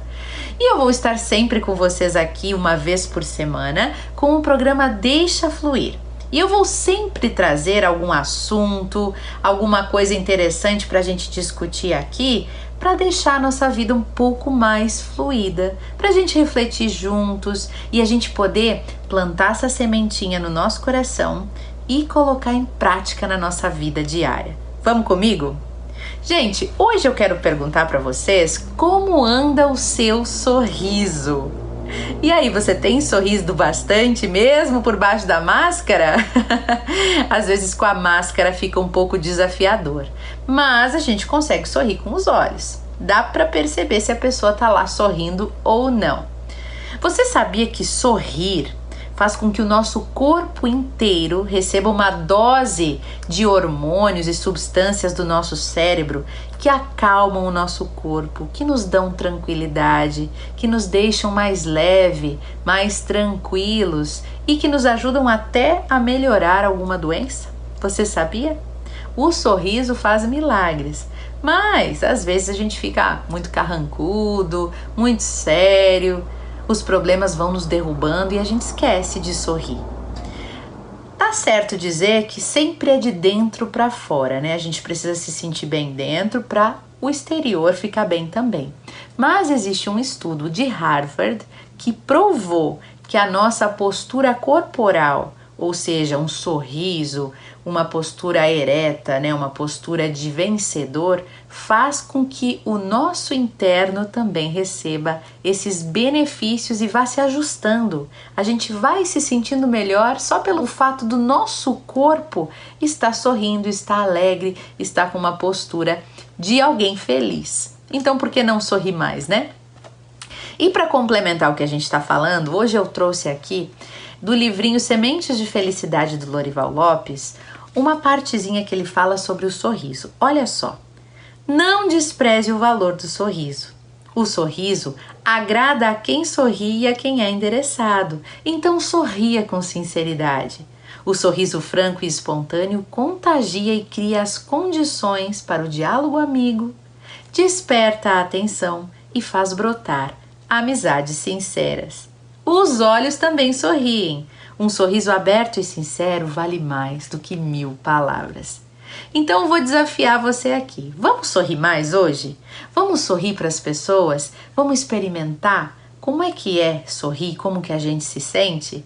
Não se espante se ao final deste dia o mais feliz vai ser você. Gente, um beijo no coração e até o nosso próximo Deixa Fluir. Ai, que bacana, Débora, estreou bem, hein?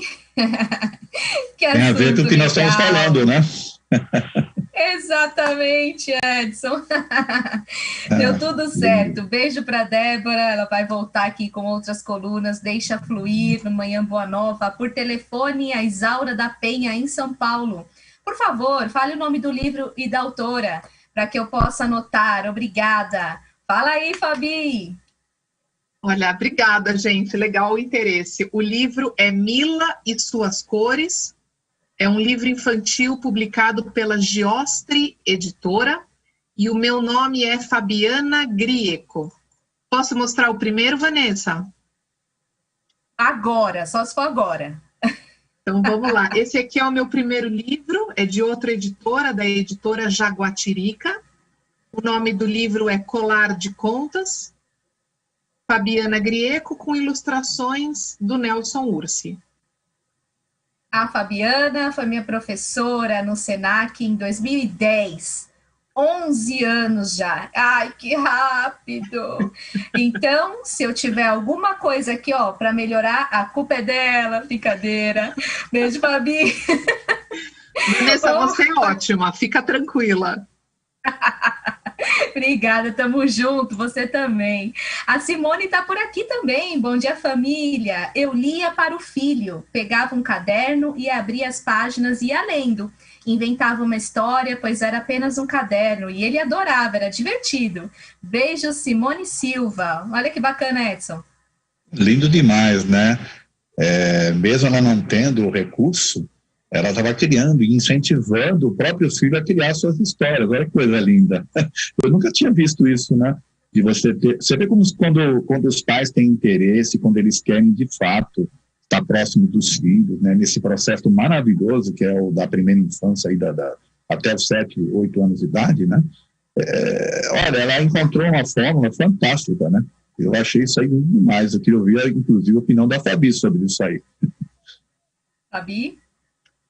Edson, você tem toda a razão, é maravilhoso. A leitura ela pode acontecer de várias formas, não necessariamente do livro. O livro é o que a gente está acostumado, porque é um material pensado, preparado, tem uma equipe por trás do livro, né? Só para falar de editoras, por exemplo, tem um revisor, tem um diagramador, tem um projeto gráfico, tem o ilustrador, tem o escritor, tem o editor-chefe.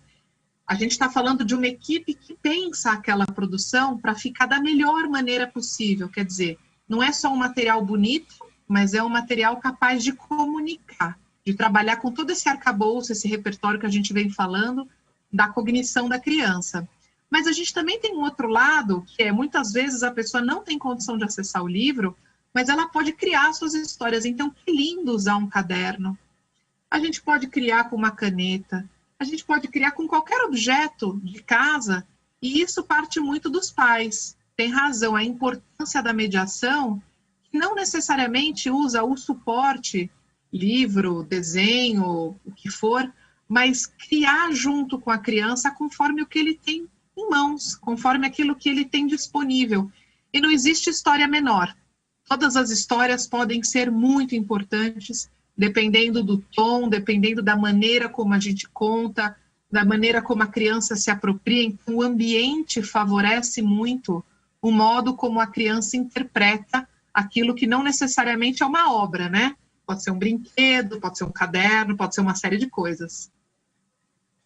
A leitura ganhou um outro sentido durante a pandemia, Edson? Eu acho que sim, é de extrema importância. Inclusive, a gente já vem até conversando em programas anteriores sobre essa questão de pais que têm certa dificuldade, e também já foi falado hoje aqui dessa questão do celular, do computador, né, das redes sociais. Eu acho que é de extrema importância, e os pais que enxergaram isso, né, porque muitos pais agora estão tendo mais oportunidade de estar com os filhos, coisa que eles tinham antes. Porque a gente não pode esquecer que a gente está vivendo numa sociedade em que o pai e a mãe têm que trabalhar para poder dar as condições, não é isso? E às vezes os filhos passam o dia inteiro na escola, por exemplo. E o tempo que os pais têm com os filhos, ele era extremamente curto. E aí a gente naquela época falava da qualidade do tempo e não da quantidade. Hoje nós já estamos falando da quantidade de tempo. E aí a qualidade ele tem que ser mais, tem que ser ampliada, na verdade. Então, se você... A gente até, inclusive, já falou, né, de estabelecer horários para determinadas coisas, e aí você tem que criar um horário de você se dedicar aos filhos, de você estar com eles. E fazer que nem essa mãe maravilhosa aí que lia através de um caderno, criava as histórias ali. Puxa, olha que momento maravilhoso. Então, a pandemia está propiciando isso. Agora, vai depender do olhar que os pais têm sobre isso, né? Infelizmente, tem muitos pais aí que estão sofrendo, porque não estão habituados a estar com os filhos.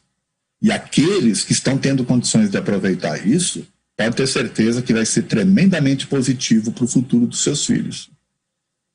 Quando você escreveu o livro, qual foi a parte que mais mexeu com você, Fabi? Muitas coisas mexem comigo no livro Mila e Suas Cores, mas eu acho que talvez o mais interessante seja a possibilidade de mudar a cor do dia.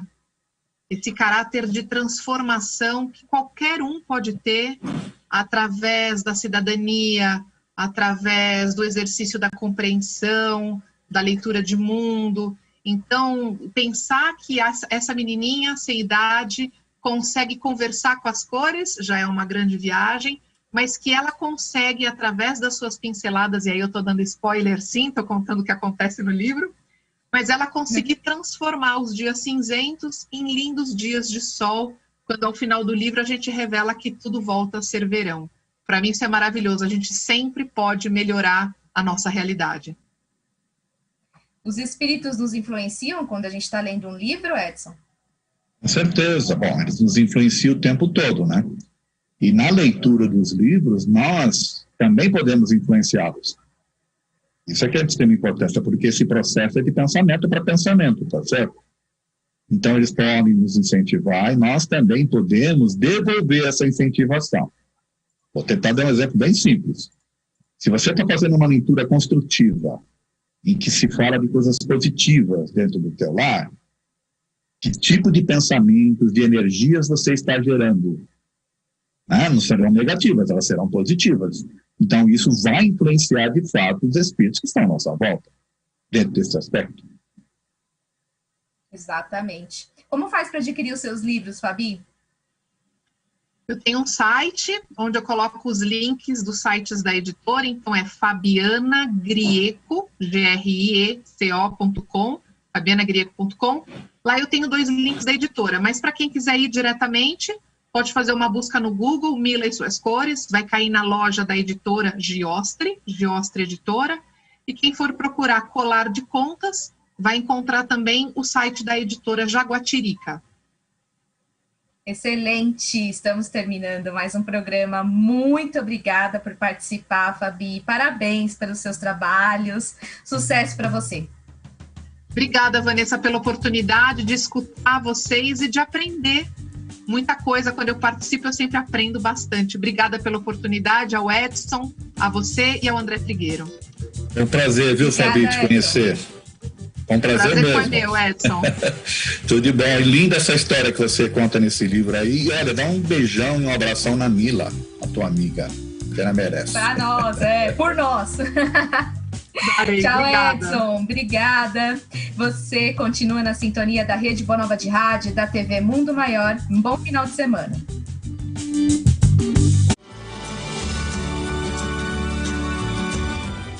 Você acompanhou Manhã Boa Nova.